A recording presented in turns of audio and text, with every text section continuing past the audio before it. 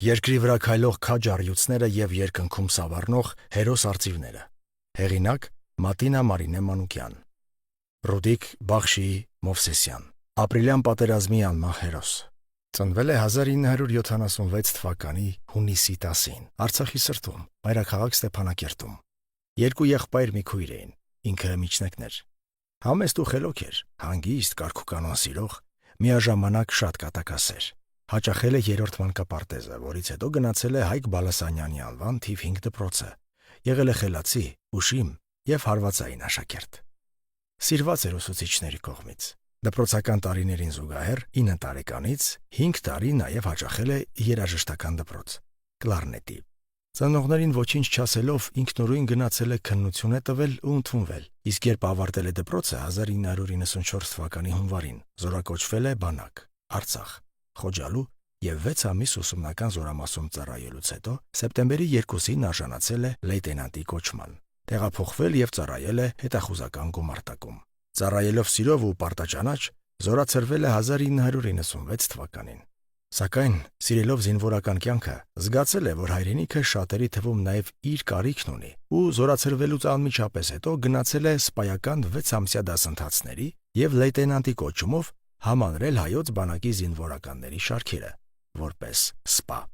Եղել է դասակի հրամանատար, հետո գումարտակի հրահանգիչ, ապա վաշտի հրամանատար, հետո էլ իրային ծառայության պետ։ Եղել է պահանջկոտ ինչպես իր ենթակաների, այնպես էլ ինքն իր հանդեպ։ Իր ստորաբաժանումը միշտ պարտաճանաչ էր, նրա շնորհիվ տիրում էր երկաթյա կարգապահություն։ 21 տարի ու կես իրեն նվիրել է զինվորական կյանքին,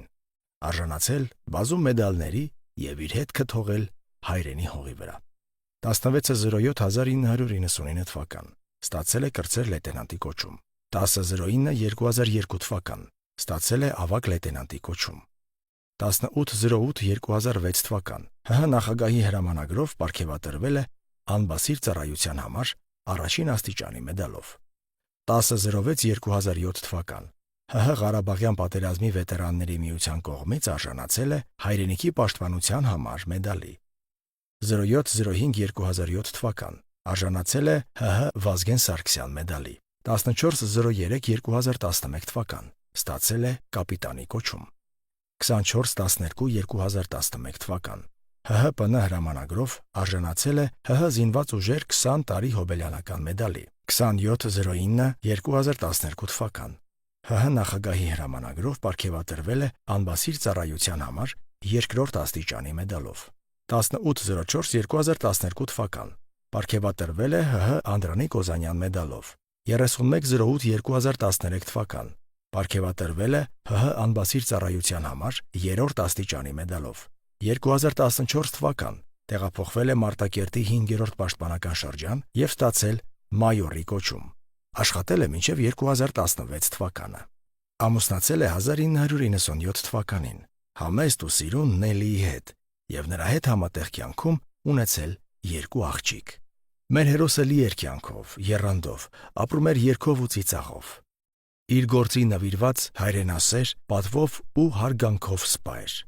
Ինչպես ընտանիքին էր նվիրված, այնպես էլ զինվորներին։ Այնքան էր նվիրված զինվորական կյանքին, որ նույնիսկ տանեցիներից էլ էր պահանջում զինվորին հատուկ ճշտապահություն ու կարգապահություն։ Ու մայրը, հերոսածին տիկին Ալինա Օհանջանյանը, կատակում էր որդու հետ։